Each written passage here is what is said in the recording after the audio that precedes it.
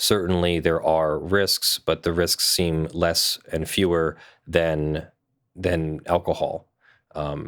I've known many people, including my own uncle, who died from alcoholism, and I have known 0 people who died from marijuana use. This is a community-supported legal education channel. Find out how you can support our mission at the links in the description below. Do you want to ambulate in style? Check out the Lawful Masses duffel bag in the description below. Built from quality materials by the experts over at Teespring, our rugged bag will ensure that you never leave the house again without showing the world who your favorite copyright attorney is. So, very recently and very suddenly, the governor of Pennsylvania, Tom Wolfe, and Lieutenant Governor John Fetterman announced that they would be pushing forward with legalization of adult use recreational marijuana for Pennsylvania immediately.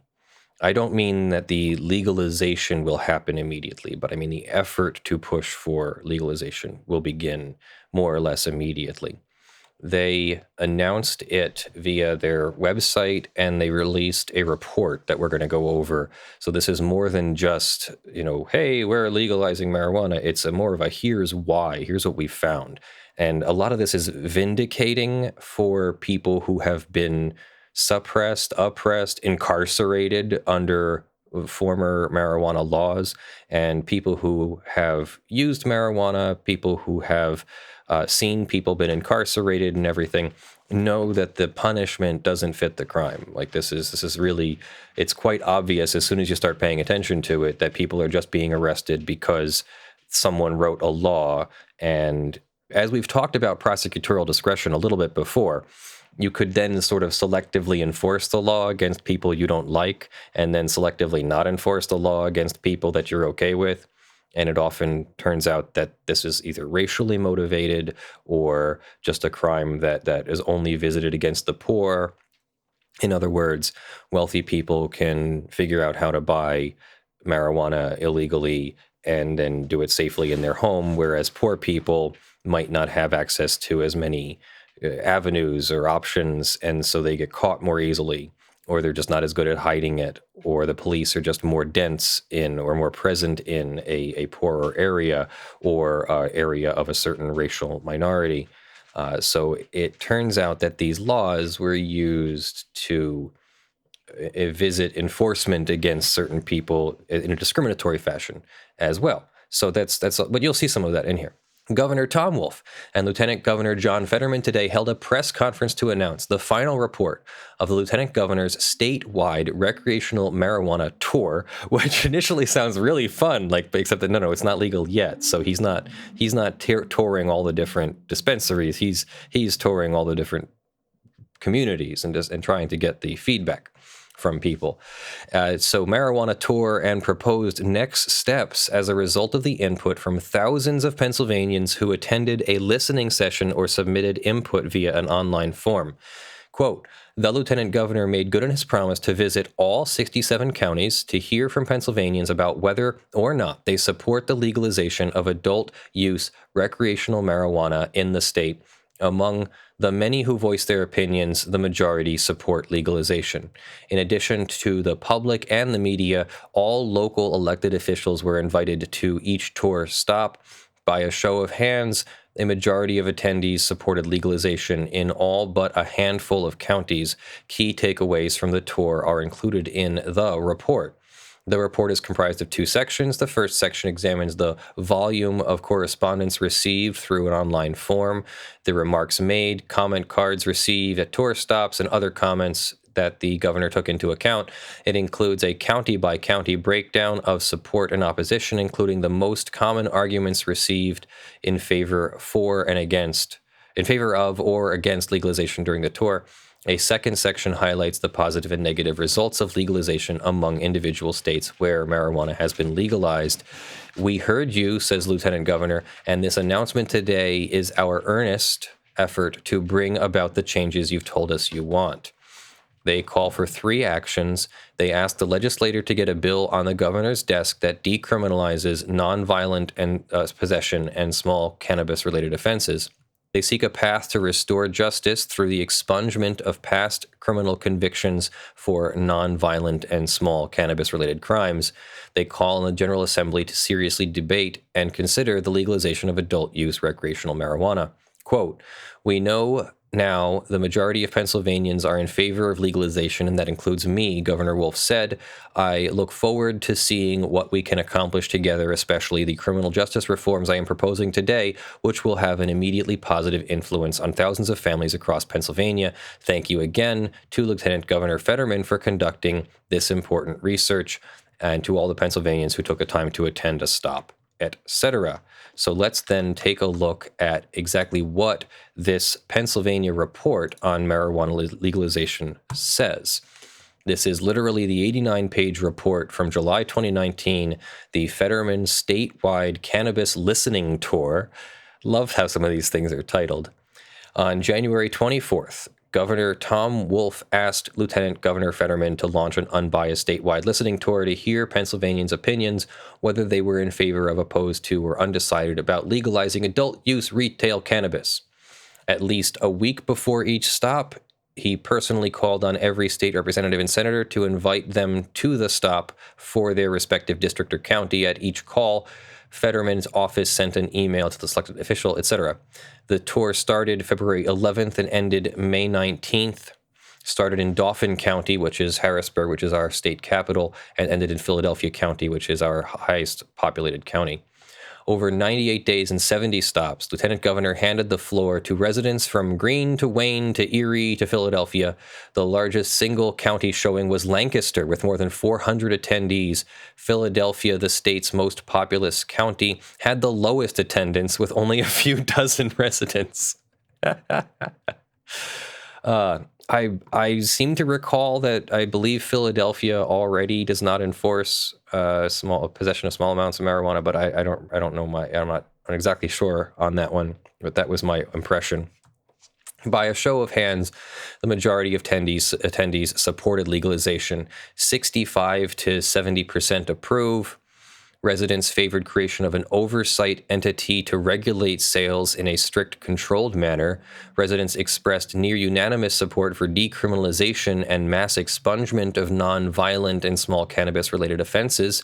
People see economic potential, saying the state would save money on prosecution and incarceration of cannabis-related offenses. Residents who commented said regulated sales create jobs. They specified that income generated should be used for infrastructure, education, and property tax relief.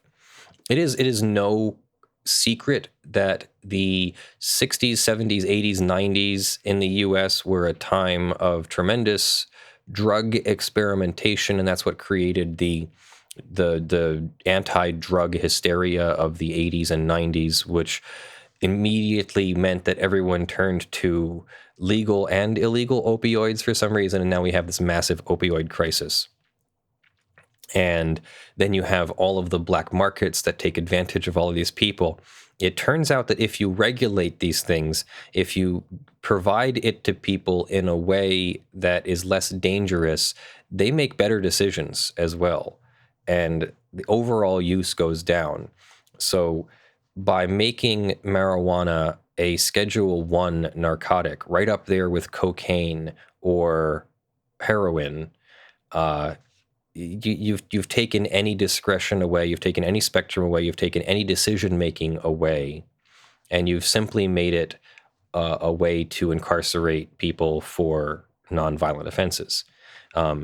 There's even reasons why you might handle heroin offenses differently than just throwing people in jail, and rather getting them into treatment programs instead of just incarceration, because the stigma of incarceration often prevents someone from growing, from gaining, from rehabilitating, and there is a much lower recidivation rate for a properly rehabilitated offender than for someone who is thrown in jail and just expected to more or less fend for themselves. In fact, a lot of progressive incarceration establishments, jails, prisons, etc., a lot of progressive ones have rehabilitation components to them, and it's not just jail anymore. It's not just throwing people into a pen and then releasing them after a number of years.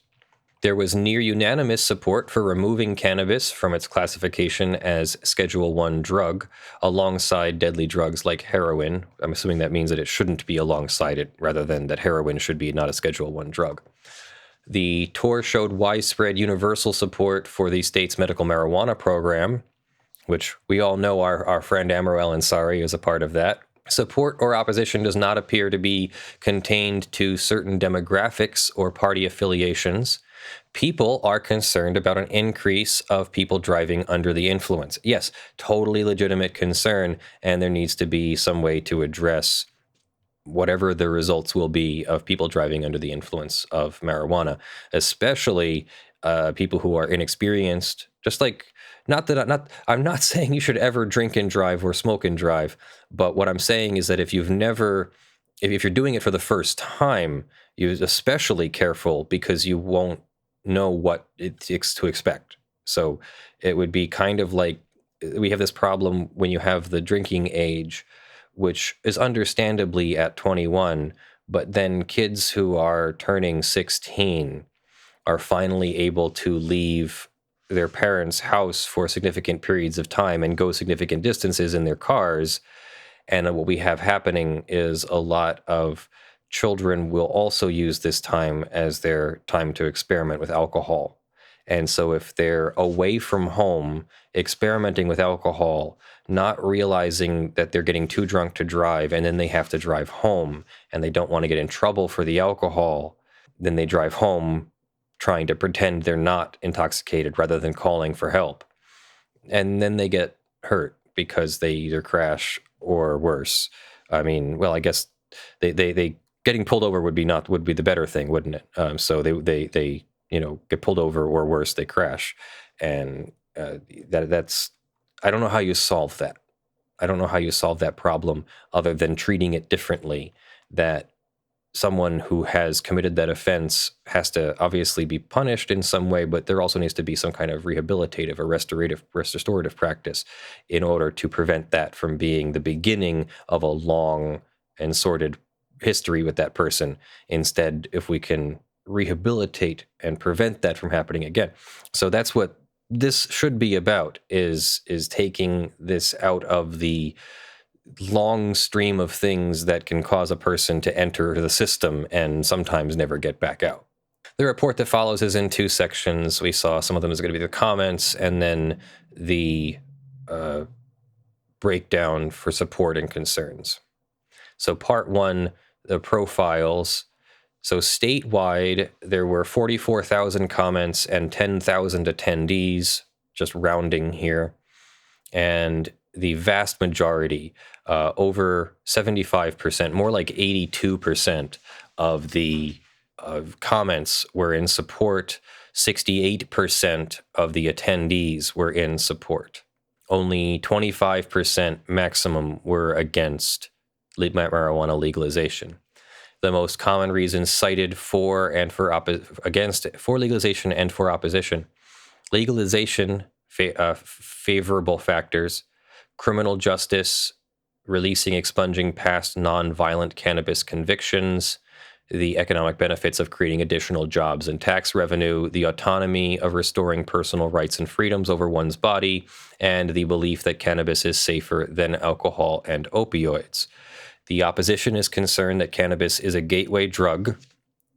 And I hear the argument, but it has not been my experience as an attorney seeing people incarcerated and personally seeing friends and family who have chosen to participate.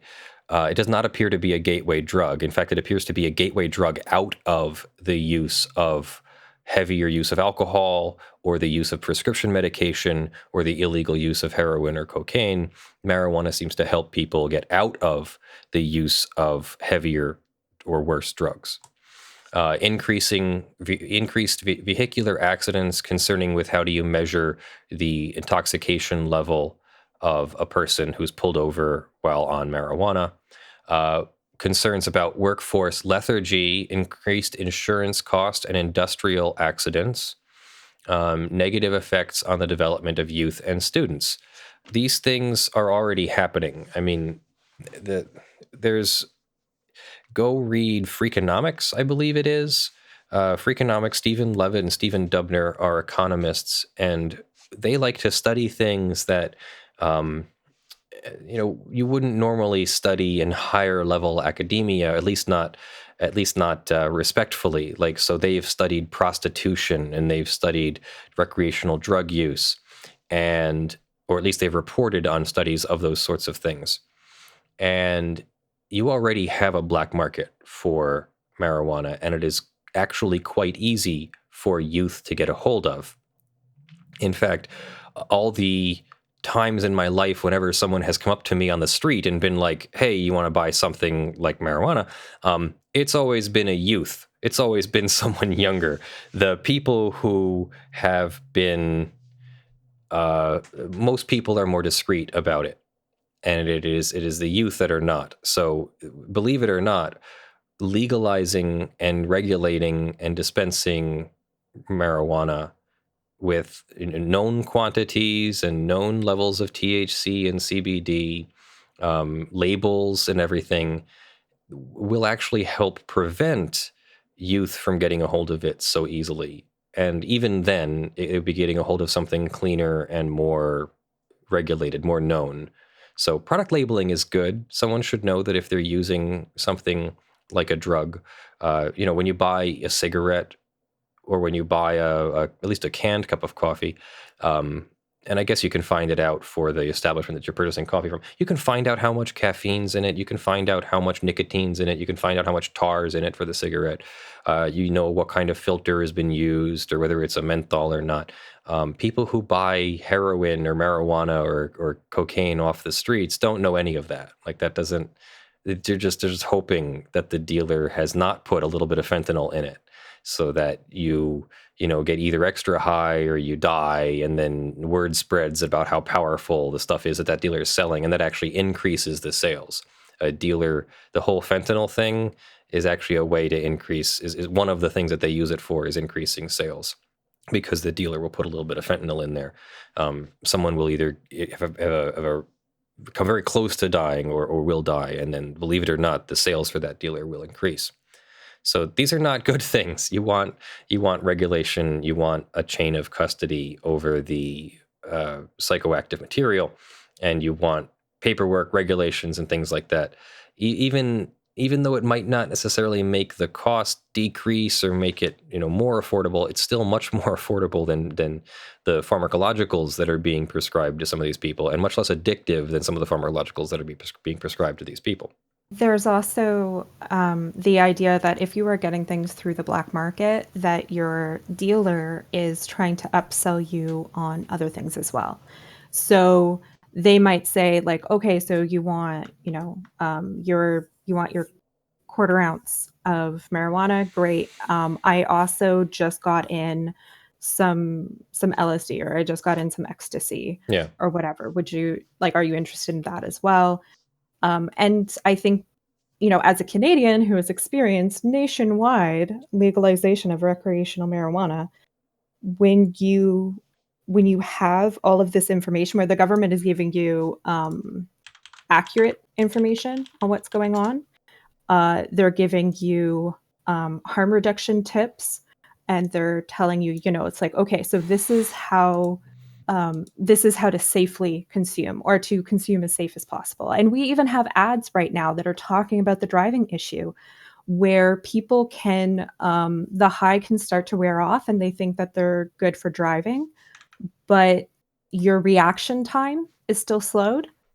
And so you have to give yourself like a little bit extra of a buffer, because if you were the only one on the road, you might actually be safe to drive.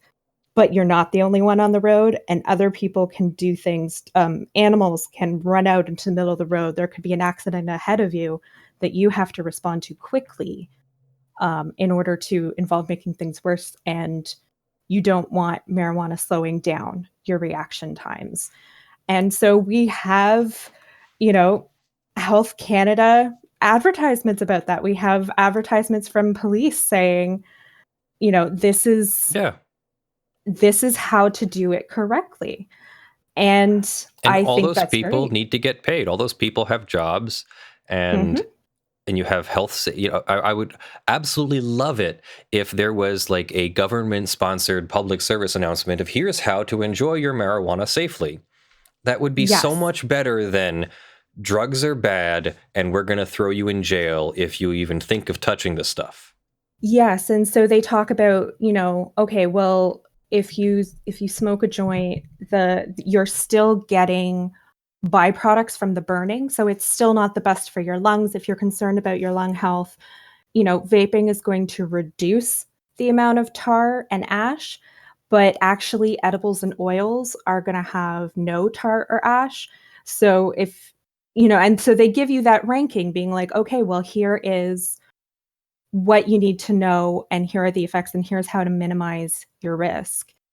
They even have, okay, this sounds really stupid, but they have pre-rolled joints as well, which is really good for people who have bad arthritis, who have bad shaking, who can't manipulate and be able to roll their own thing. So in terms of medicinal use, they've just made it super simple. And by having it pre-rolled, they're also saying this is, exactly the amount of THC that you're going to be getting. They have like levels on the website that say like, okay, if the THC percentage is between this percent and this percent, that's considered not highly psychoactive, versus like once you get into the 30%, they're like, this is the maximum that is legally allowed. This is only for experienced users who already have a tolerance. Like if you're a newbie, stay away.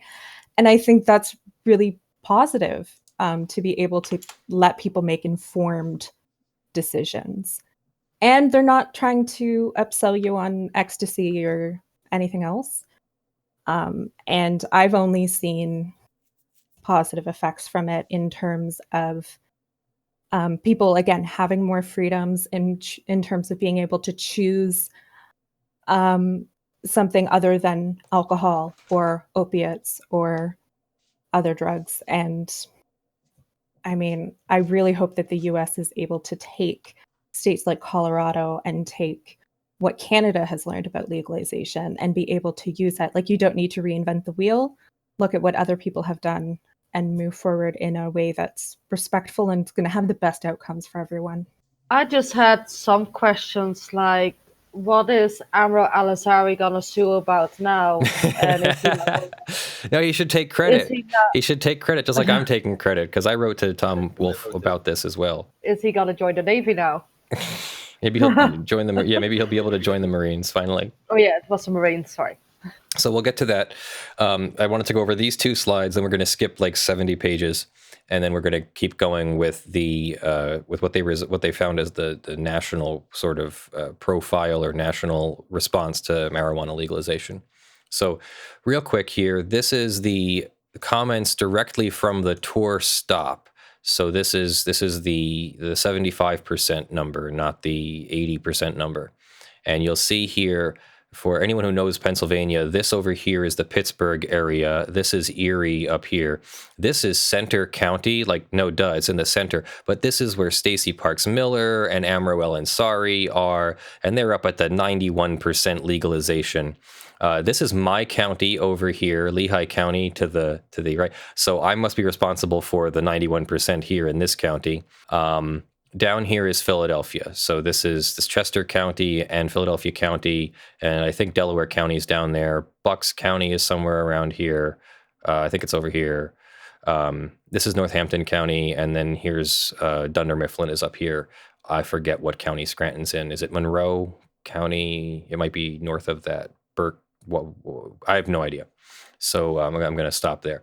But yeah, so that's just the tour stop comments. And then when you're looking at the people who didn't physically come out, there's really only like one county here, like York County. I think it's York down here, south of Harrisburg, is really the only one who's even fallen below 50%. So everybody's above 50%, and a couple of them are even into the 80s and 90s. Actually, a lot of them are in the 80s, and only 5 or 6 counties are in the 90%. And then there's a whole bunch of how the counties are broken down, so we're going to skip that. So this is, it looks like a list of what states have what legalization programs, there's only a handful of states that have medical and adult use. It looks like it's mostly the West Coast, and now it's starting in Maine and Massachusetts and Vermont and Michigan and Illinois. Of course, Colorado was, I think, the original legalization effort. Number of states have an adult use only, no medical regulated program. I don't even see any of those states. Maybe I'm missing one. There is a CBD program in the light green states. There's no cannabis program in South Dakota, Nebraska, Kansas, or Idaho. I don't know why. I don't know why. Why would you think that would be? Would that have something to do with them being farming states or something? I would think that you'd want, because they'd be able to farm marijuana and sell it, wouldn't they, if they legalized in those states? Anyway, Pennsylvania and a number of other states in this sort of medium green have a medical marijuana program. Medical marijuana programs can take all sorts of different forms, and sometimes the medical marijuana is only for terminally ill patients. Other times it's for anybody who goes to the doctor and asks politely. So I believe California's program was well known, where you just basically asked and you shall receive. Whereas Pennsylvania's was somewhere in the middle, where if you had one of a listed diagnosable conditions, which I believe PTSD and maybe anxiety and things are on there now, but I don't think they were originally on there. And then you have this weird intersection where then if a person is a known user of medical marijuana, does that mean they can't purchase a firearm? And I'm thinking about this, okay, yeah, I could see there being a regulation that we don't want drunk people with firearms, or we don't want intoxicated people with firearms, but also Pennsylvania has zero regulation of people with alcohol purchasing firearms. So they do have a complete prohibition on people who use marijuana purchasing firearms. So that's an interesting one, too. The way it's currently playing out is if you own firearms already, then it's not a violation of the law, but you can't buy any more. So that's also a weird way that plays out. So Amro El-Ansari, for example, with his medical marijuana card, would not be allowed to purchase a firearm. So at least everybody can rest assured there a little bit. Here's where approval sits for medical marijuana laws in yellow and retail adult use in white. So Washington and Colorado have adult use approval. One of the issues that I think would be interesting to see brought up in the US, in terms of Canada, we have a right to access to healthcare. And so when there was a medicinal marijuana program, but it was not very accessible, and it was very hard for doctors to be able to prescribe it. And then once you got it prescribed, it was difficult to access it. There was a lawsuit that said, this is a violation of our rights. We have the right to access healthcare and to be able to make decisions about our own health. And that creating an overly onerous program just because you have a beef with marijuana, it's not, that's a violation of our rights. And I wonder if there could be something similar said in the US for if you have a second right amendment to own a firearm, and then you also have some sort of right to healthcare or right to be able to live with fewer symptoms or whatever, and you have a medicinal marijuana card, then you should also be able to so basically get treatment and have firearms at the same time. I don't know if that's a right that's enumerated, though. No, right now marijuana is regulated as a substance that has no medical use, which we all know to be completely incorrect. I mean, that's obviously well established that it has medical use now, and that the law is a product of yellow journalism and cowardly legislation. But what you would still have to do is convince a court, sort of like we discussed in the Amro El-Ansari thing, that the right to use marijuana, like you said, is like a healthcare right or some kind of right that is enumerated or substantiated by the U.S. Constitution, such that now the government has to have more than a minimal scrutiny rational basis to regulate it, and needs to have either an intermediate scrutiny, some kind of, I think it's compelling interest, and then the maximum or strict scrutiny would mean that they would have to have a compelling interest and heavily tailored law. So the law can't just outright ban marijuana without there being some compelling and necessary interest in regulation. I forget the exact wording of that, but the marijuana law as it exists simply needs to be regulated under minimal scrutiny, which means any rational basis, which means they can say, yes, we think it involves health and safety. You shouldn't have this because it's not healthy. That's it. That's all they have to say. As long as that's not arbitrary and capricious, that someone can go to court and prove that you're just saying that, but you actually like in the back room, you're like, ha, ha, ha, this will be great for our pharmaceutical neighbors to push their heroin pills now that you can't get access to marijuana. Unless that's like proven as like the real cause of the backroom deal or something like that. Maybe a little bit less than that too. But unless there's some kind of improper motive proven, the rational basis will stand, and it has stood for many years. So they say that there's a few problems here. Federally, marijuana is still a Schedule I drug. It is defined as dangerous, no currently accepted medical use, and a high potential for abuse. We all know these things to really not be true at all. Certainly there are risks, but the risks seem less and fewer than alcohol. I've known many people, including my own uncle, who died from alcoholism, and I have known 0 people who died from marijuana use. And I'm not exaggerating. I'm genuinely trying to search in my heart of hearts for who have I ever known. I've known people who got arrested. I had a friend who consented to a search of his car because he thought he had to, and got arrested for possessing a small amount of marijuana and served time in jail. So I went to high school with a perfectly fine kid who was a perfectly fine adult, and I cannot imagine this person doing anything wrong, like against another person. And yet they had to serve time incarcerated because of a small amount of marijuana. That just sounds absolutely insane to me, that you basically ruined at least a significant portion of a person's life, possibly even ruined their entire life, or at least the course that their entire life was taking. Because remember, you don't just go into jail and like your friends and family are like, oh, we're so happy you're in jail. We're going to help you with your house and your mortgage payment, and we're going to take care of your You have to figure all that stuff out. And you're in jail, like wondering what's happening to your dog and whether your girlfriend is actually going to be your girlfriend when you get out, or whether people are going to visit you. And like, this is a serious thing here. Literally taking away someone's freedom, like physically, and one would say that physically means violently, taking them and incarcerating them for wanting to smoke a drug that is okay. Let me be very careful with my words here. I have smoked cigarettes in my life, and I have smoked marijuana legally outside of the country. And I can tell you that my reaction to nicotine is far stronger than my reaction to marijuana. I like nicotine can put me on the freaking moon and make me dizzy and disoriented, and eventually I turn green, and then I can't do anything but like lay down for like 3 hours. And that's one reason why I don't smoke cigarettes. Alcohol is pretty much legal everywhere. Everyone knows what alcohol feels like. And there's nothing really wrong with that. I enjoy a beer. I've got a little bit of a beer belly right now because the beer in Luxembourg is abundant.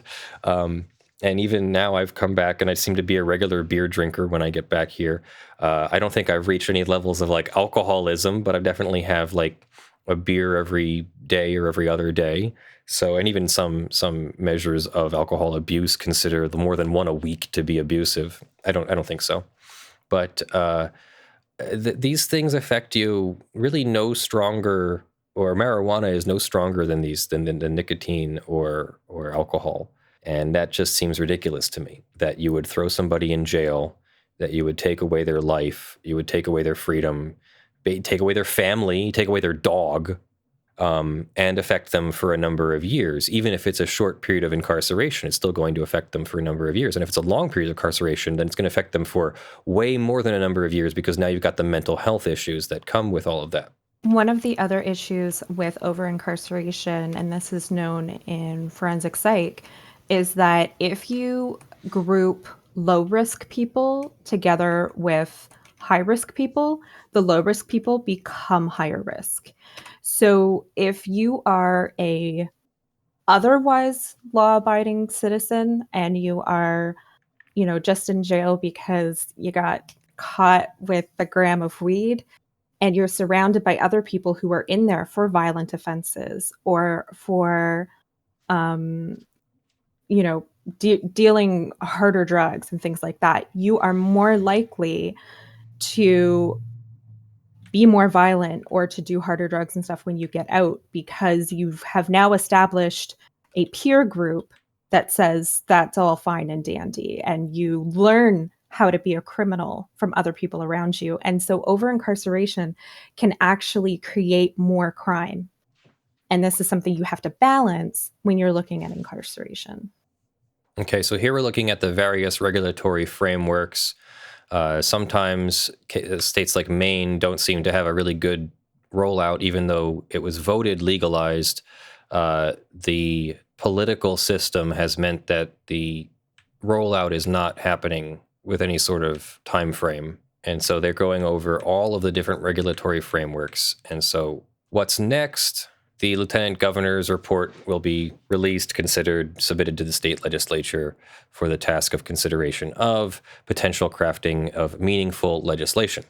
And then the last thing I wanted to go over here was they're already starting to accept applications for pardons. So I'm assuming this is a governor level pardon, and what you would normally do is submit an application to the governor.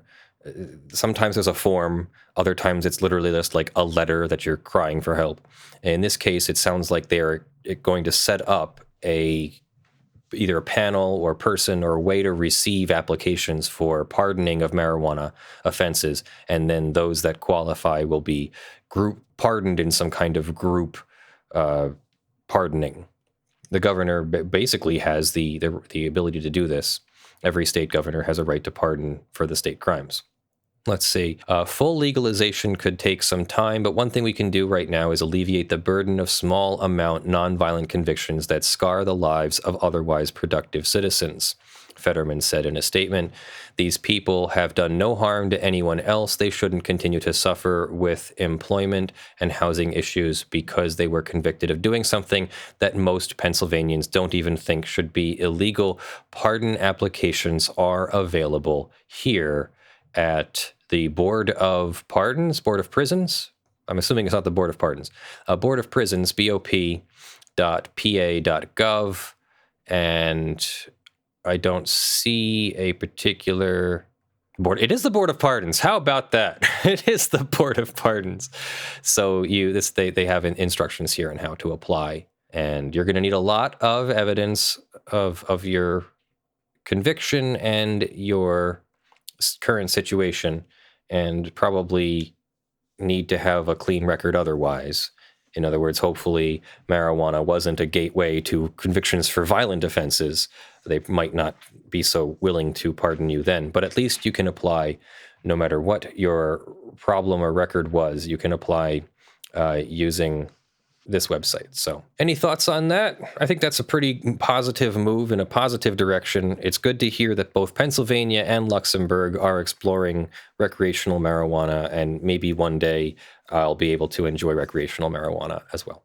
As Elliot Ness said when asked what he would do if, at least in the movie, when asked what he would do when alcohol prohibition was lifted, he said, "Well, I think I'll have a drink. All right, so that is our show, everyone. Thank you for joining me. I am Leonard French, your favorite copyright attorney. We're about to take this channel to the next level. We're going to be hiring Brandon full-time to be our editor and community manager and social media manager. So thank you very much for supporting us on patreon.com/ljfrench and sponsors.com/law. This channel would not be possible without your financial support.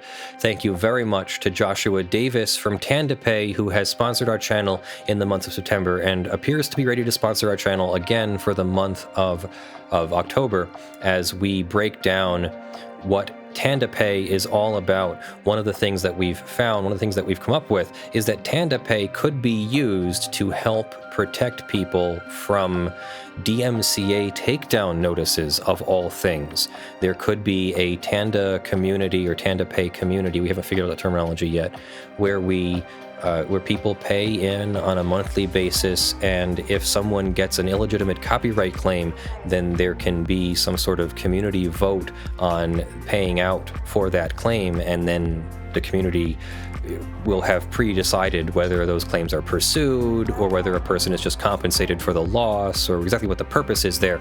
But all of that is possible within the architecture of TandaPay. So we're actually really excited about bringing this to you. It's just also talking about money laws and the Bank Secrecy Act and money transmitters and money services businesses and insurance companies. And so how much of that is actually brought into a smart contract kind of system where communities make an agreement and everything's sort of online.